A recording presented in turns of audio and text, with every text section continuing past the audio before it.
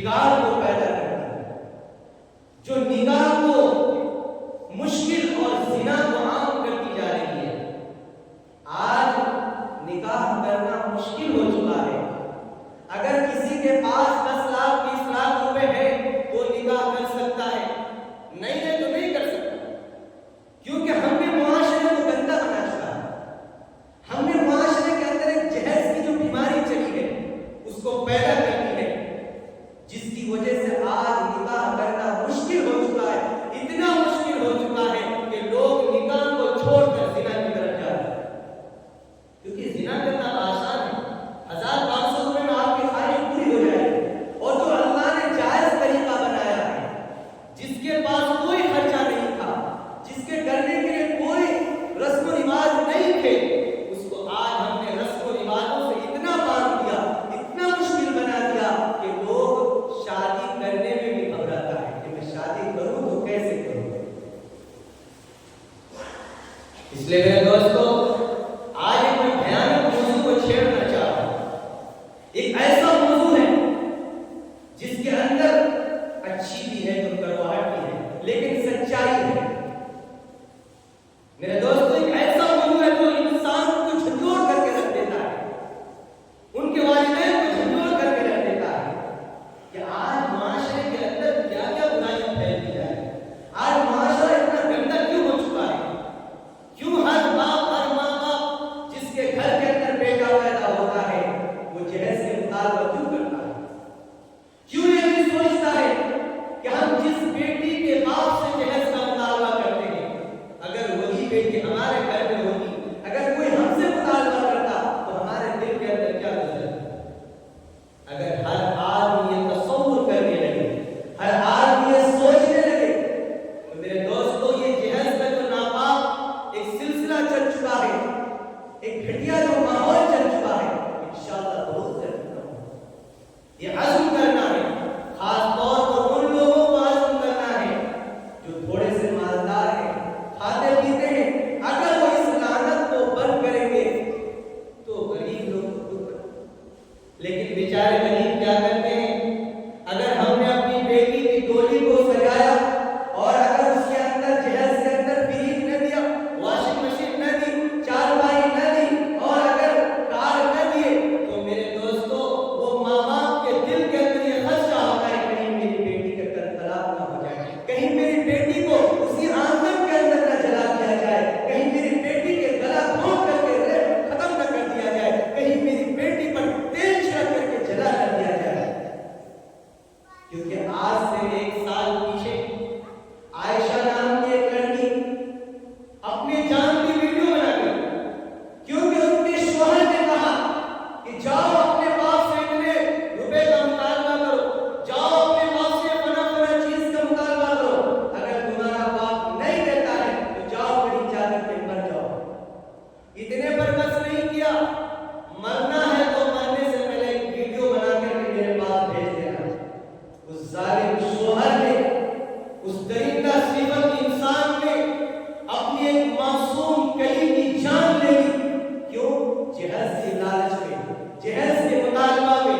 اس بچی نے یہ ڈوب کر خودکشی مرنا ایک الگ چیز ہے، لیکن اس لعنت کی وجہ سے معاشرے کے اندر بگاڑ پیدا ہوا۔ ایک باپ کی لفظ جگر، نور نظر، جس باپ نے اس کو بچپن میں پالا تھا، جس باپ نے اپنی بیٹی کے لیے ہزاروں ارمان سجائے تھے، شوہر کی ایک طعنہ کی وجہ سے، سسرال والوں کی طعنہ و تشنیع کی وجہ سے، سسرال والوں کی ادھر ادھر کی باتوں کی وجہ سے وہ اپنی زندگی کو ختم کر دیا۔ کیوں؟ کیونکہ اس لعنت کو ہم نے اپنے معاشرے کے اندر جنم دے دیا ہے۔ میرے دوستو، یہ ایسا ناسور ہے، ایسا بھیانک مرض ہے جس کے بارے میں شاعر نے کہا کہ کل آنگن میں ایک لاڈلی چل رہی تھی، ابھی جس کے ہاتھوں میں مہندی رچی تھی، کہ ابھی مہندی کا رنگ بھی پھیکا نہیں ہوتا کہ ظالم سسرال والے ان کو جہیز کا طعنہ دے کر کے ان سے پہلے ان کو جلا کر کے راکھ کر دیتے ہیں، ان کی موت کی ذمہ دار ہو جاتے ہیں۔ اس معصوم کی خطاؤں میں خطا صرف یہی تھی کہ جہیز کی جو فہرست تیار کرائی تھی اس کے اندر کچھ کمی تھی۔ یہ ہمارا معاشرہ ارے انسانوں، جب قاضی صاحب نکاح پڑھاتا ہے تو اس کے اندر دولہے سے نوشے سے ایک عہد لیتا ہے کہ میں نے فلاں کی بیٹی کو اتنے مہر کے بدلے میں تیری نکاح میں دیا، کیا تو اپنے نان و نفقہ کے ساتھ اس کو اپنی نکاح میں لینا قبول کرتا ہے؟ جب تم نے کہا الحمدللہ میں نے قبول کیا، نان و نفقہ کا مطلب کیا ہوتا ہے کہ اب اگر تم نے کسی کی بیٹی سے نکاح کر لیا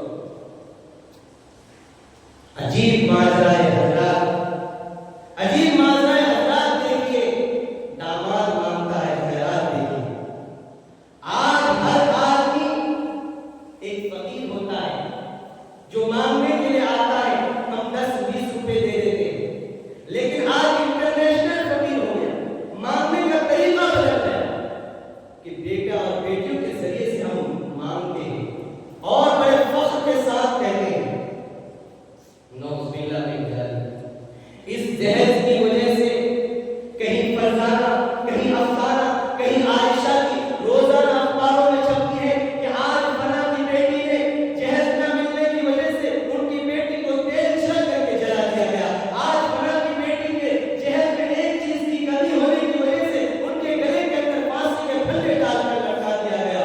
میرے دوستو یہ کیوں آیا؟ کیونکہ آج ہم نے معاشرے کو گندا کر دیا، جبکہ اللہ نے فرمایا کہ نکاح کو آسان کرو، نکاح کو اتنا آسان کرو کہ تمہارے لیے زنا کرنا مشکل ہو جائے اور نکاح کرنا آسان ہو جائے، لیکن آج ہم نے نکاح کو مشکل بنا دیا، زنا کو عام کر دیا۔ اللہ کا قرآن کیا کہتا ہے؟ وَمِنْ آيَاتِ وَمَنْ أَرَادَ الْآخِرَةَ وَسَعَى لَهَا سَعْيَهَا وَهُوَ مُؤْمِنٌ، کہ اے لوگوں اگر تم مومن ہو اور اگر تم ارادہ کرتے ہو کہ ہم کسی کی بیٹی کو اپنے گھر کی زینت بنائیں گے تو اس ارادے سے پہلے اپنے خرچے کا ارادہ کرو کہ ہم ان کے خرچے اور نان و نفع نبھانے کے قائل نہیں ہیں۔ اللہ کے نبی صلی اللہ علیہ وسلم کے پاس ایک صحابی آئے، فرمایا اللہ کے نبی مجھے نکاح کرنا ہے اور اللہ کے نبی مجھے کوئی بیٹی دینے کے لیے تیار نہیں۔ اللہ کے نبی صلی اللہ علیہ وسلم نے فرمایا جاؤ فلاں گھر کے اندر جا کر محمد رسول اللہ کا واسطہ دے کر کہہ دو کہ آج محمد رسول اللہ نے تیری بیٹی کا ہاتھ مانگا ہے۔ اور اس صحابی کا نام تھا حضرت سعد بن اسود رضی اللہ تعالیٰ عنہ۔ اتنا کالا کلوٹا تھا، اتنا بدصورت تھا کہ کوئی بھی اپنی بیٹی دینے کے لیے تیار نہیں۔ آج بیٹی والوں کے بھی لگنے ہیں، بیٹے والوں کے بھی لگنے ہیں۔ بیٹی والے یہ بھی چاہتا ہے کہ میرا شوہر فرشتہ ہو اور بیٹے والا یہ چاہتا ہے کہ میری بیوی حور ہو۔ اگر تم کسی حور کی تلاش کرتے ہو تو پہلے اپنے بیٹے کو فرشتہ بناؤ، اور اگر تم کسی فرشتے کی تلاش میں ہو تو پہلے اپنی بیٹی کو اپنا حور بناؤ، تب جا کر یہ دونوں چیزیں ملنے والی ہیں۔ یہ سوچتے ہو کہ میری بیٹی عیاشیاں کرے، میرے بیٹے عیاشیاں کرے اور کسی حور اور فرشتے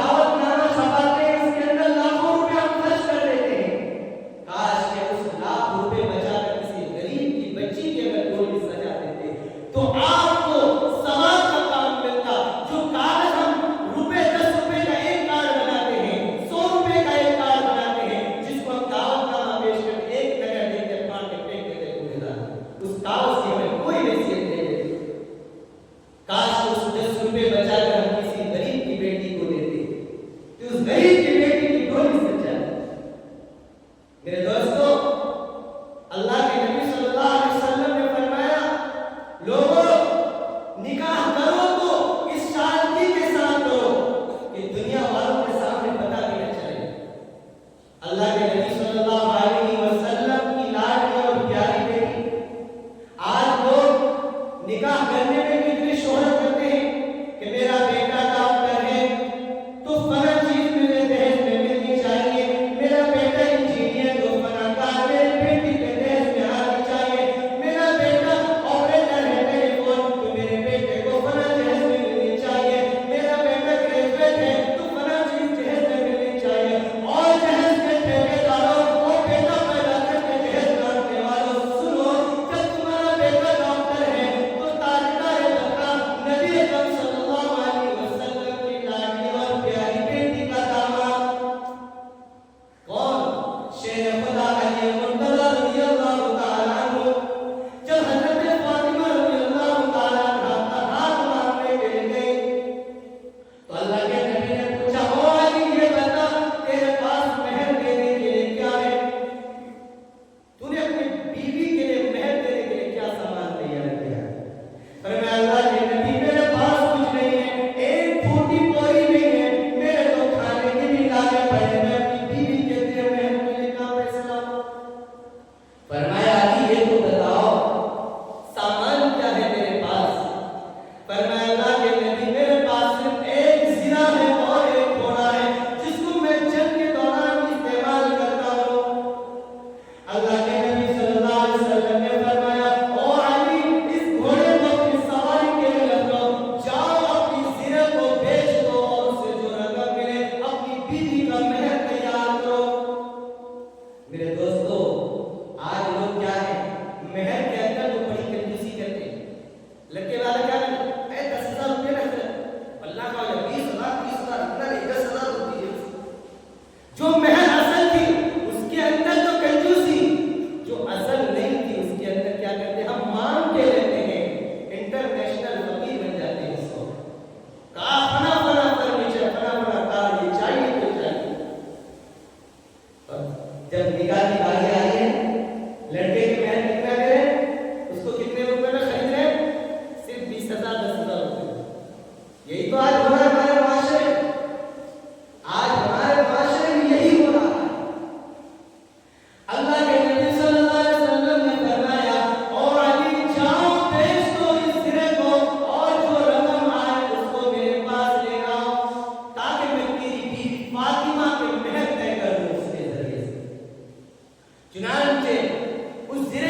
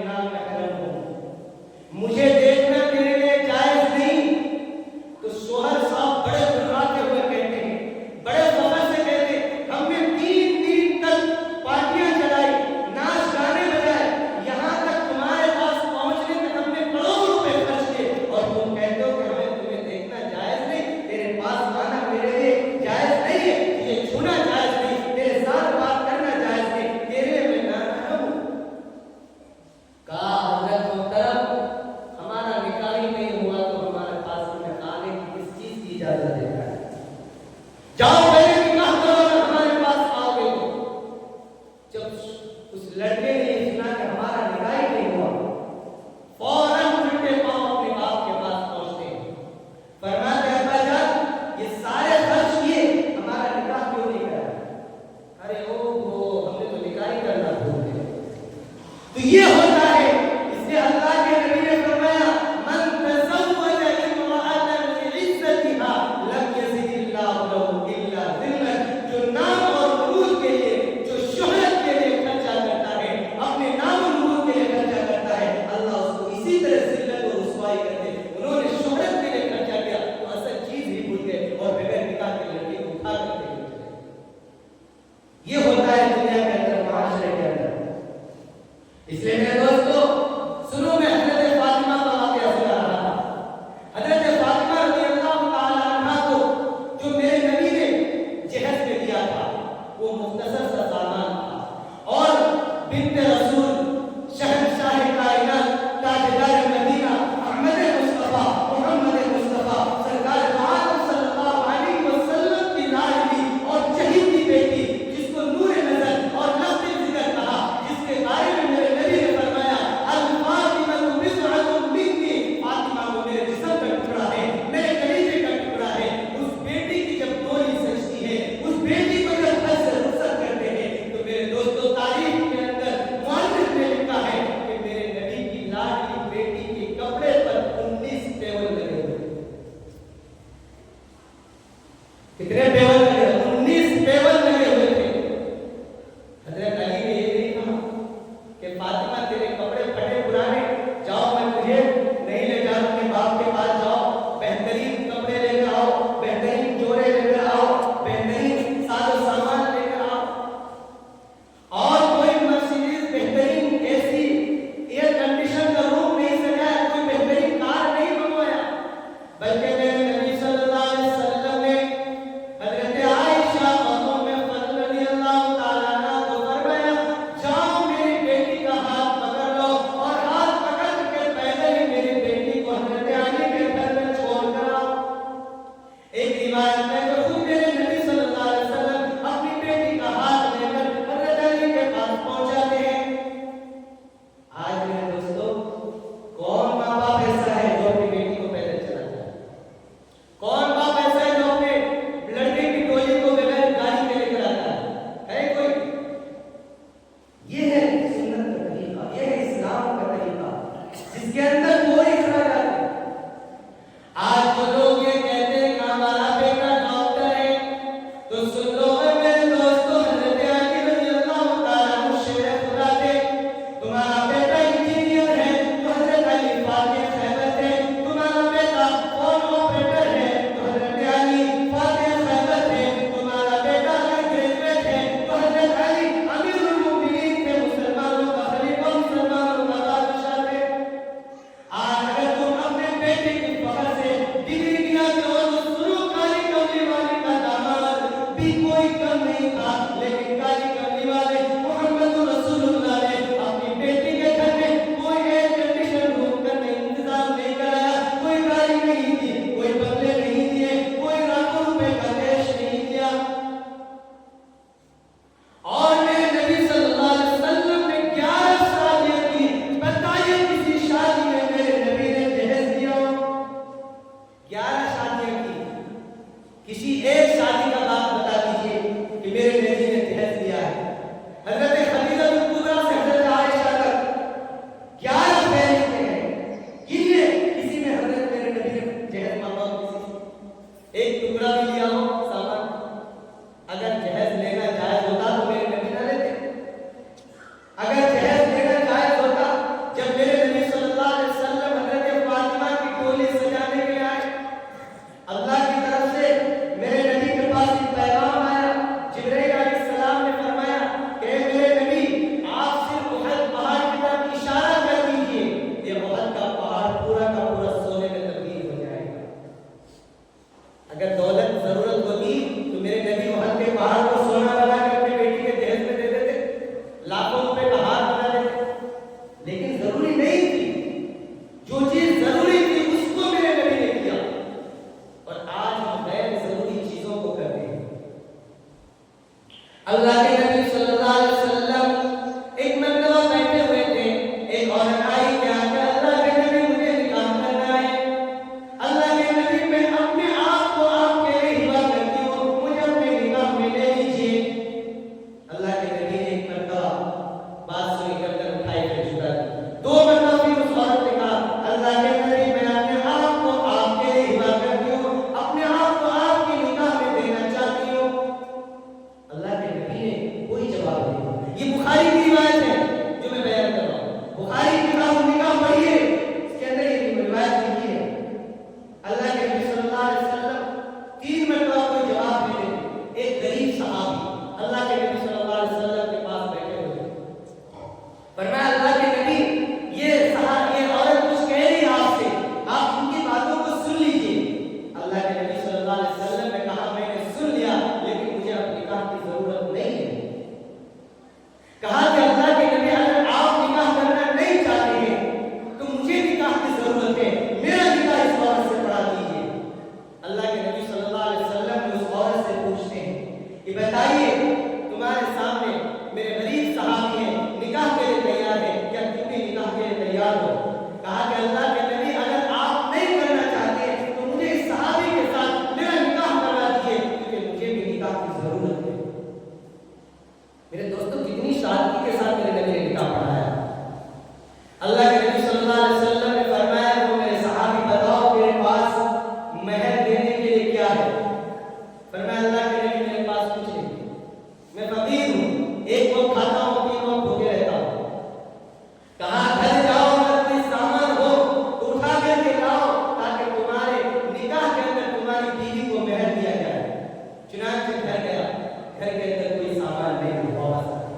فرمایا پھر جاؤ اگر لوہے کی انگوٹھی اگر مل جائے تو وہ بھی لے کر آؤ تاکہ میں مہر کے اندر اس لوہے کی انگوٹھی کے ذریعے تمہارا مہر طے کر کے تمہارا نکاح پڑھاؤں۔ چنانچہ گھر کے اندر گئے، پورا گھر تلاش کیا لیکن لوہے کی انگوٹھی بھی نہیں ملی۔ فرمایا اللہ کے نبی لوہے کی انگوٹھی بھی نہیں ملی۔ چنانچہ تھوڑی دیر بعد بیٹھے کے بعد وہ صحابی جا رہے ہیں، اللہ کے نبی نے فرمایا کہاں جا رہے؟ فرمایا اللہ کے نبی میرے والدین ہیں، میرے بہن ہیں، چھوٹے چھوٹے بھائی ہیں، میں اتنا غریب آدمی ہوں کہ میرے پاس لوہے کی انگوٹھی بھی نہیں مہر دینے کے لیے، تو میں اس عورت کو کیسے اپنے نکاح میں لاؤں؟ کالی کملی والے شہنشاہ کائنات احمد مصطفیٰ محمد مصطفیٰ سرکار دو عالم صلی اللہ علیہ وسلم نے فرمایا اگر آج محمد رسول اللہ کے دربار سے اگر تم خالی ہاتھ جاتے ہو، اگر محمد رسول اللہ کے دربار میں اگر تیرا نکاح نہیں ہوا تو پھر کس کے دربار میں جا کے تم فریاد کرو گے؟ چنانچہ میرے نبی صلی اللہ علیہ وسلم نے پوچھا اے میرے صحابی یہ بتا تمہیں قرآن کی کوئی سورت یاد ہے؟ فرمایا کہ کتنی صورتیں یاد ہیں؟ میرے نبی نے 5 سورتوں کا نام لیا، سورہ رحمان یاد ہے، سورہ یاسین یاد ہے، سورہ تبارک یاد ہے، سورہ سجدہ یاد ہے، یہ سورہ دہر یاد ہے۔ کہا کہ اللہ کے نبی یہ 5 صورتیں مجھے یاد ہیں۔ فرمایا اگر یاد ہے تو بتاؤ یہ صورتیں زبان یاد ہے؟ کہا اللہ کے نبی بغیر دیکھے یاد ہے۔ کیا یہ صورتیں اپنی بیوی کو سکھا سکتے ہو؟ کہا اللہ کے نبی بالکل سکھا سکتا ہوں۔ اللہ کے نبی نے اس عورت سے مخاطب ہوئے، فرمایا عورت اس آدمی کے پاس مہر دینے کے لیے ایک انگوٹھی کا رقم بھی نہیں، ایک انگوٹھی بھی نہیں، میں چاہتا ہوں یہ 5 صورتوں کے بدلے تیرا نکاح اس صحابی کے ذریعے کر دوں، کیا تو اس نکاح کے لیے تیار ہے؟ تو اس عورت نے کہا کہ اللہ کے نبی مجھ سے زیادہ خوبصورت، مجھ سے زیادہ خوش نصیب دنیا کے اندر کون عورت ہوگی جس کا نکاح قرآن کی صورتوں کے بدلے ہو؟ اللہ کے نبی میں بالکل تیار ہوں۔ چنانچہ اللہ کے نبی صلی اللہ علیہ وسلم نے ان 5 صورتوں کو مہر بنا کر کے اس صحابی کا نکاح کرایا۔ بتاؤ اس عورت کے پاس کوئی جہیز کا سامان تھا؟ کوئی چارپائی تھی؟ کوئی گاڑی تھی؟ کوئی فریج تھا؟ کوئی فرنیچر کا سامان؟ کچھ نہیں، بالکل بے سر سامان۔ لڑکی بھی گئی، لڑکا بھی گئی، اللہ نے دونوں کا نکاح کرا دیا۔ کیوں نکاح کرایا؟ اللہ کے نبی نے فرمایا جب نکاح آسان ہوگا تو بدکاریاں مشکل ہو جائے گی، زنا کاریاں جو عام ہوتی جائیں گی اس کے اندر رکاوٹ آئے گی۔ آج ہماری اس جہیز کی لعنت کی وجہ سے ہمارے گھروں کے اندر ہماری بیٹیوں کی عمر 30 سال 40 سال پاس کر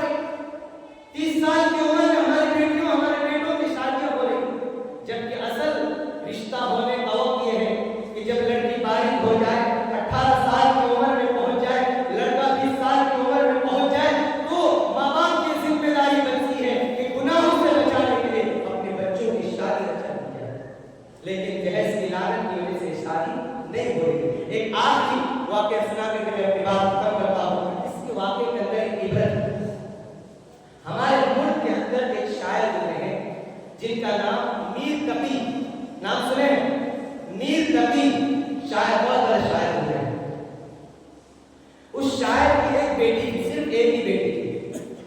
ایک بیٹی جب تھی، لیکن ہمارے ہندوستان کا معاشرہ جانتے ہیں ایک بیٹی کی ڈولی سجانے کے لیے لاکھوں روپے خرچ کرنا پڑتا ہے.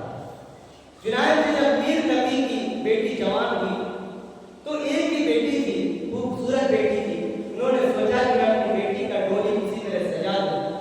جب رشتہ ڈھونڈنے لگے تو لڑکے والوں کی طرف سے جہیز کا مطالبہ آیا.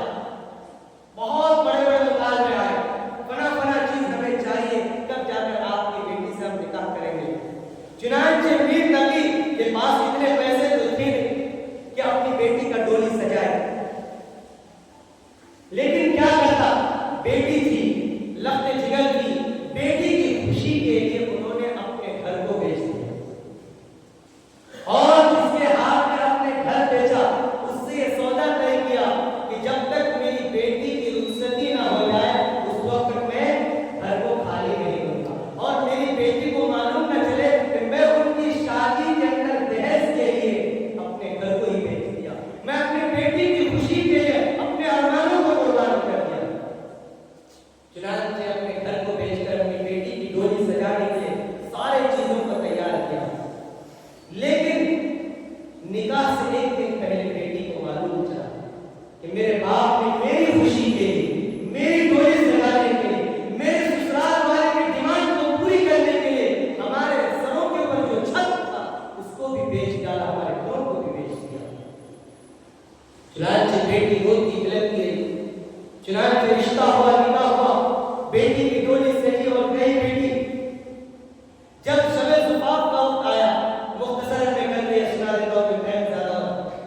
جب رات پہلی رات ہوتی ہے تو انسان اس رات کو کبھی زندگی میں نہیں بھولتا. لڑکا اور لڑکیوں کے لیے تو پہلی رات ہوتی بڑی دین کی رات ہوتی، خوشی کی رات ہوتی.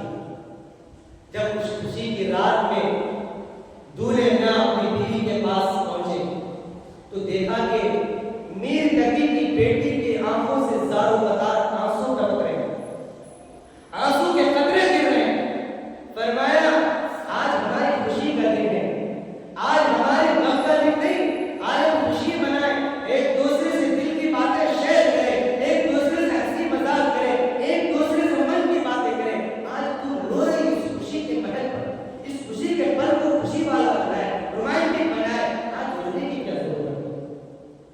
تو اس آدمی نے کہا، اس بیٹی نے کہا کہ آپ کے گھر والوں کی وجہ سے، آپ کے والدین کی ڈیمانڈ کی وجہ سے میرے باپ نے گھر کو بیچ دیا، اور اس گھر کو بیچ کر آج میری ڈولی سجائی. اس لیے میں رو رہی ہوں کہ آج میری خوشی کے خاطر میرے باپ نے اپنے سب کچھ قربان کر دیا، اپنے سب کچھ کو داؤ پر لگا دیا. یہاں تک کہ کرائے کے مکان پر میرے باپ کو مجبور ہونا پڑے گا. کیوں؟ کیونکہ تمہارے والدین کی طرف سے ڈیمانڈ تھا کہ فلاں چیز جہیز کے اندر دو گے تو تمہاری بیٹی کی ڈولی سج کر ہمارے گھر کے اندر آئے، اگر نہیں دو گے تو تمہاری بیٹی کی ڈولی نہیں سجے گی. ابھی اتنی بات چل رہی تھی کہ بیٹی کے دل کے اندر اتنا صدمہ آیا، اتنا غم آیا کہ دل کا دورہ بند ہوا، ہارٹ اٹیک آیا اور فوراً میر تقی کی بیٹی کی انتقال ہوا. میر تقی کی بیٹی پہلی رات میں اللہ کی پیاری ہوئی، کیونکہ اتنا پریشر ان کے دماغ پر آیا، اتنا ٹینشن آیا کہ میرے باپ میری خوشی کے لیے سب کچھ قربان کر دیا. میر تقی کو خبر پہنچی، بھاگتا ہوا اپنی بیٹی کے گھر گیا. جب گھر گیا تو میر تقی شاعر تھے، شاعر کے انداز میں کہا، اب آیا ہے آرام جاں خیال اس نامرادی میں، اب آیا ہے آرام جاں خیال اس نامرادی میں. کفن تجھے ہم نے نہیں دیے بیٹی تیری شادی کے جہیز میں. فرمایا اگر بیٹی صرف ساری چیزوں کو میں نے اپنے گھر بار بیچ کر، اپنی عزت و جلال کو بیچ کر میں نے تیری شادی